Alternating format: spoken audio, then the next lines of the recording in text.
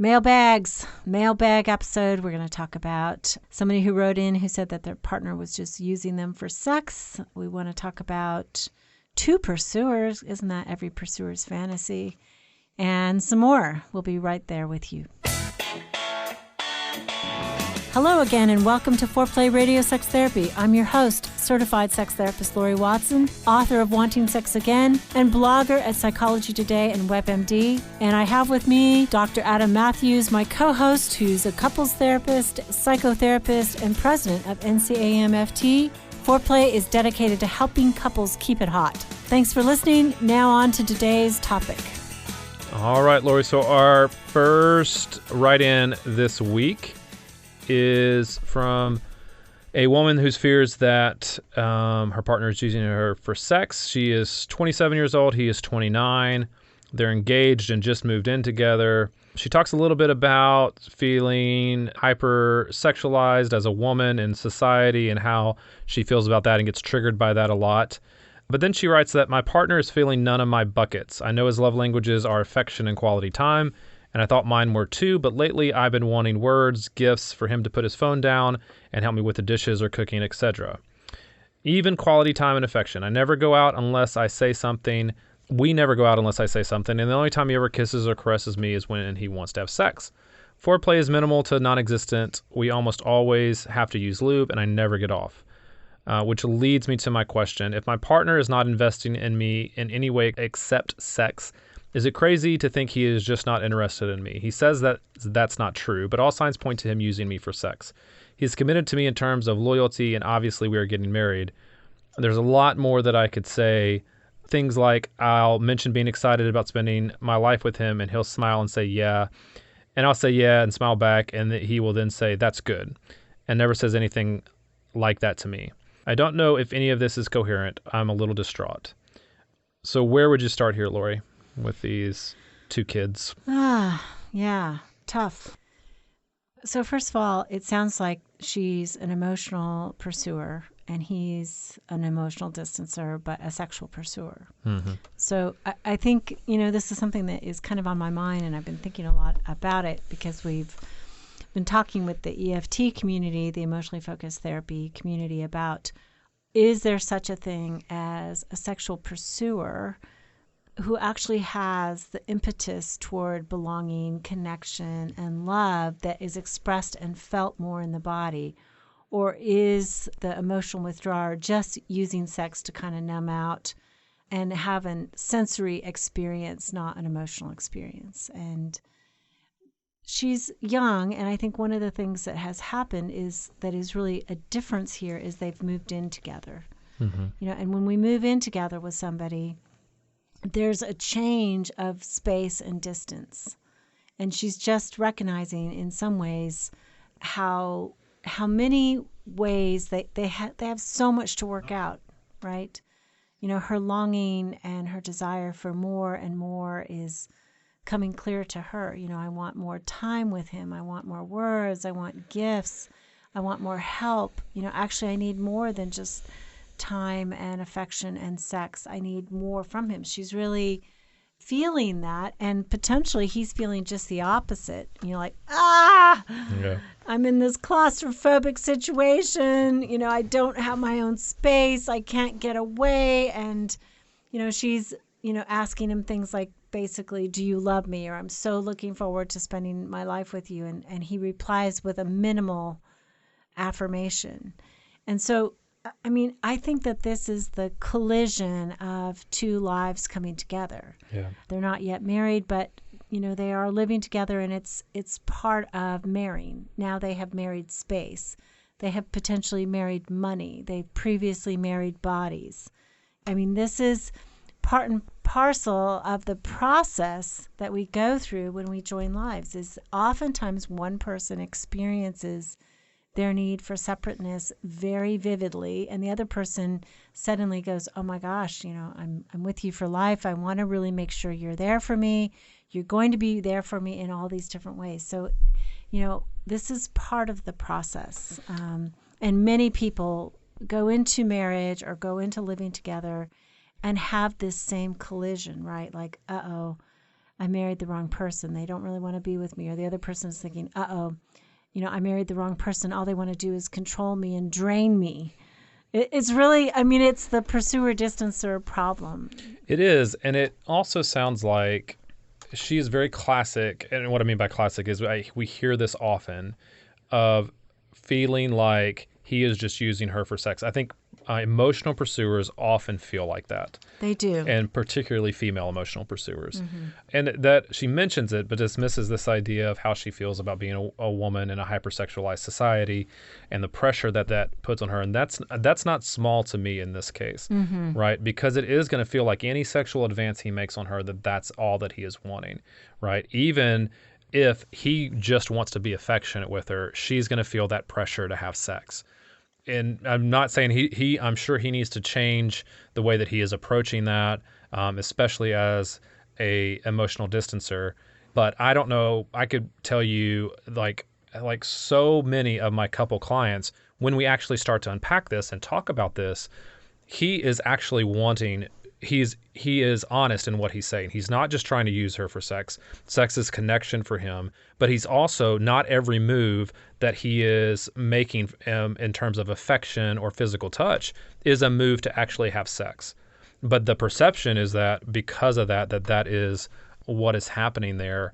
And so partly it sounds like she is trying to make moves to get him, indirect moves, to try to get him to express these other areas of what she's calling love languages, to be more affectionate, to spend more time with her, to put down his phone, right, rather than directly talking about them. Right. And so, what I think is getting in her way is this perception that he is only using her for sex. And so I don't think it's wrong that she feels that way, but I don't know that it's completely accurate. I don't know that it's completely true. Yeah. That his sexual desire for her is his impetus toward connection. Yeah. And it sounds like he's a poor communicator. He Absolutely. uses the body and sex to connect and potentially feel love. And she's looking for words that are affirming, that say, he loves her, and she's not getting that. This is unfortunately, a classic problem of couples who just begin in this process. I don't think this means they're with the wrong person. I think that a huge amount of development needs to happen. And that happens often in the process of a committed relationship. It's not easy. Yeah. It's really hard to be married. Absolutely. It's really hard to be committed to somebody. It's a growth process. It's a growing machine, essentially, to develop yourself. And yeah, he sounds like he has a long ways to go, and so does she. Yeah. She's not separated out and can't feel necessarily her own desire. She's suddenly where did her desire go? She used to have love and desire, affection and desire as part of her love language, and suddenly it's squelched. Yeah. So that's something for her to examine. Like, why is that gone? Why can she not experience connection in her body and let that be reassurance to her?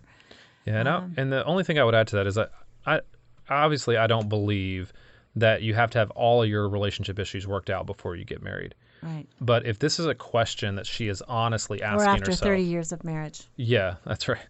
If this is a question that she's honestly asking about if she really believes that he is just using her for sex and she can't trust the things that she is saying, then please do not get married yet, right? Delay it. Like, put it off. Tell him that we need to work before we fully commit. We need to work these things out with ourselves. She's mentioned that he's loyal. She obviously still wants to marry him, but when she says all signs point to him using me for sex, that is not. If you are truly believe that in your core, you're going, I just can't shake this off. I don't think he's just a sexual distancer. Don't get married. An emotional distancer. An emotional distancer, and is just using me for sex. Don't make that commitment, because that is something you don't want to believe that's all the good intention is then get stripped for him before you've even gotten married.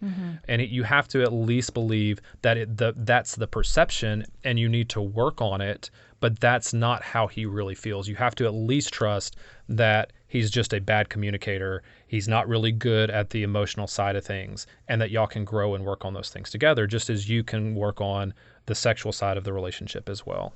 Yeah, I mean, this is a classic case for premarital counseling. Yes. I mean, premarital counseling reduces divorce by an obscene Half. Yeah. It's half. By half people. But I think it's also people who are thoughtful enough to do premarital counseling have a leg up on things, right? She also says here that foreplay is minimal and non-existent. We always have to use lube. That's okay. Using lube is fine. It helps. It makes it feel more enjoyable and arousable. But then she says, and I never reach orgasm. I never get off. And so why is that? I want to know, why is she not communicating maybe what she needs sexually to get through to him? I think this is such a cluster of the typical problems that I see in young people. All of them. It's a perfect storm. It's a perfect storm. And I would love to say don't get married too, but I know oftentimes, the down payments are made. I don't know that this really is any more difficult to resolve than most young couples are facing. Absolutely. I mean, I don't see any huge red flags. She says he's loyal, he loves her, he's committed. I mean, those are good character things. Yeah, but absolutely. Development-wise, I mean, there's a lot here that needs to happen. And I think what I mean by that too, about not getting married is I think they can resolve this. I think she has to just come back from I feel like he's only using me for sex as an extreme position. Mm-hmm. Right. Oh, yeah. And so I feel like just a need to come back from that position and to see this for what you were just saying, that it is this perfect storm of an emotional distancer meets an emotional pursuer, and a sexual pursuer meeting a sexual distancer, and you're coming together, and those patterns are getting formed, but you're not talking about them, and you're ascribing a really bad intent to your partner. Right. And so so I would say to her, allow him the benefit of the doubt, right? And then your problems begin to become a lot more workable. Yeah. The only way she sees him coming toward her is sexually. Yeah. And she wants to see him coming toward her in many ways. And potentially he wants her to be more verbal sexually and tell him, how to make it better, because this is where he feels the safest. And then from that, he can be more open emotionally. It's tough. We feel for you. I remember when I got married, I told my husband, about a year in, I said, wow, if we don't get help, this was when we were happy still, but I had done all the reading, and it was like, this marriage thing, it's tough. Okay. So we're going to come back and talk about, we don't often see two pursuers in the same relationship, so we're going to talk about that dynamic. Whoop, whoop. And maybe talk a little bit about porn. So we want to remind all of you that we are thankful for the way you've shared the podcast. We continue to grow. It is our greatest honor when you share with a friend the work that we're doing in trying to help people reframe their sexual life in a way that is understandable and not so mysterious, so that they can make positive changes and strengthen their marriages and their partnerships. And I think the last thing we'd like to say is both of us are doing intensives. So if you would like to work with us, let us know and call our centers. You can find us at foreplayradiosextherapy.com. And if you like what we're doing and want to help support us, we'd love for you to rate and review us on iTunes. It'd be super helpful for us. So thanks for listening. So two pursuers. So Andrew writes in and says, my wife and I have been married for 12 years. And together for almost 17 as a couple. In that time, I don't think we've ever had a healthy and fluid sex life. It's never been consistently good and at times non-existent. Unfortunately, it started out kind of awkward and off and has since then, for a long time, never really gelled, as we both sort of put our heads in the sand about it for so long. But now we want to address it and see if somehow we can find our way to sexual glory. Sexual glory. That's going to be the name of our book, next Laurie. Podcast, right? Sexual glory. Oh, and also we have two small children, ages 4 and 7, which makes working on this even more challenging. Okay, we both listened to your podcast, and we sort of discovered, surprisingly, that my wife is a sexual pursuer. But in our relationship, I have always been the pursuer both sexually and emotionally. My pursuing gets a bit intense, especially the emotional part. And I think that makes her retreat. And I think in turn, that makes her not sexually attracted to me. She told me that her past relationships before me were really good. Sexually, she was the one who pursued, the one who needed and wanted sex more. However, those relationships were horrible in all other ways, but the sex was good. We have a very good relationship otherwise. We both are very emotionally open. We enjoy each other's company. We both love the same artistic hobbies and such, and love each other very much. But the sex, it has never taken off, and I don't know why. My question to you is there a way to reverse that dynamic? How can I let her be the pursuer sexually again? How would that work? Would that solve the issue, or is there something else? Also, she's told me in the past that she wishes I were more confident and had more power, or maybe I was more sure of myself, I think in general and in the bedroom. I'm wondering if our sexual compatibility is just so off. But is it possible to achieve compatibility since we've never had it? I wish that we could start from scratch like a sexual do-over. Well, the good thing is you're married and you get to have a sexual do-over every day. Well, this guy has given me lots of good titles for books, podcast series. Sexual Glory, But the Sex. I love that. But the Sex. Yeah, But the and Sex. Sexual Do-Over. Okay, so this totally destroyed my fantasy of what I was going to read in terms of two sexual pursuers. I think any listener out there is like, yeah, these aren't two sexual pursuers. Yeah, I think there's something that's just a little bit off in the fact that if they're both sexual pursuers, you would think their sex life would be a little more consistent, Right. and not non-existent, right? But what he's saying is she has been in the past a sexual pursuer in crappy relationships, and now in this really good, solid relationship, she's not. And he's wondering, is he the cause of that? Is somehow or another his emotional pursuit some of what is turning her off? And what can he do about this? Do you think this is one of the thoughts that I've had lately when I'm thinking about and trying to help people understand the pursuer dynamic relationship, is that they sometimes get the idea of pursuing mixed up with the idea of initiation. Or that they get it mixed up with the idea that oftentimes, like it may be for this woman, I don't know, maybe that she used sex to make up for a bad emotional relationship. Like that doesn't make her a sexual pursuer, right? That she, initiating sex or enjoying sex doesn't necessarily make you a sexual pursuer.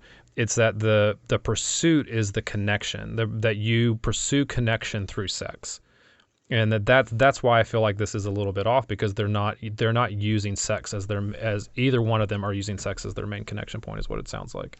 Would you agree with that, or would you define that differently? I don't know that I'm getting that. Say that again.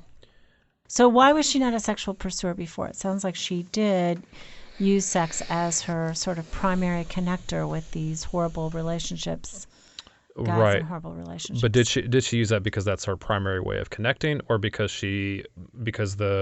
when she knew when she had sex with these guys that they were nicer to her, or they were, and their relationship was better if she has sex? I don't think that makes her a sexual pursuer necessarily. I'm not trying to debate those nuances. I'm just saying I think people sometimes mistake when we're talking about pursuit and distance, and that cycle that they get caught up in. It's a lot of times not as overt as just requesting sex or requesting emotional connection. So I think one of the ways to think about it too is pursuers often end up being pressurers, and distancers are withdrawers. So when we're trying to solve the problems that accompany this, although I think there are good things with being a sexual pursuer, they are the ones who initiate often, who present to their partner, a plan to make life sexy and enjoyable and physically intimate, and, a feel-good plan. I mean, that's incredibly risky and vulnerable. But I think that sometimes where it goes offline is they start to pressure their partner in a way that makes their partner want to back up whether they want sex or not. A sexual distancer is not somebody necessarily who doesn't want sex. I think what he's saying here is, I'm aware now that my wife does want sex. Okay, they have they're two down right now with two small children. It's tough when you have small children to have as much easy sex. But that's what I was meaning, is that just because she wanted sex and she had a good sex life with her partners doesn't necessarily make her the sexual pursuer. However, she could be in this relationship, because it sounds like one of the things that's happening with him is, where did he say that his pursuing gets a bit intense. yes, that his emotional pursuit gets a bit intense, which then makes her retreat and not as sexually attracted to me. And he says she wishes for him to be more confident, both potentially in the bedroom and other places as well.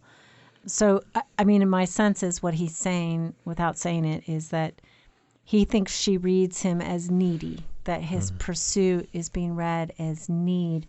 And that's not necessarily part of her masculine template, so she's not as turned on by him needing. And this is so tricky. And I got to say, dude, I really feel for you, because there's part of, you're damned if you do and you're damned if you don't. To express your need and your want is somehow or another to be needy. And that's not fair, really, right? Because we all have need, and especially sexual need. So this is a really dicey thing to overcome, but I do think that it is overcomable. So how do we reverse that dynamic is really the question that he's asking us. What do I do? Yeah, and I think one of the things that I'm wondering is if, because of the way that he's talking about this, and because of the neediness aspect, and because of the way that she's been in other relationships, if they are finding difficulty with her being a woman and being the sexual pursuer, and that maybe he is actually a sexual distancer and not as confident in that, and being okay with that as a man, that he's more the emotional distancer. I think that that to me is one of the things that there's may just be an acceptance there that this is their dynamic, and that's okay. That's their dynamic. No, I think he's very clear that he's the sexual pursuer. And I mean, he feels need in both ways. To be close to her, to spend time with her is what it sounds like, and to be sexually intimate with her. Where do you hear his sexual pursuit? Where is he? I know, besides him just saying it, what in the dynamic that he's describing, where is the actual sexual pursuit that he is doing?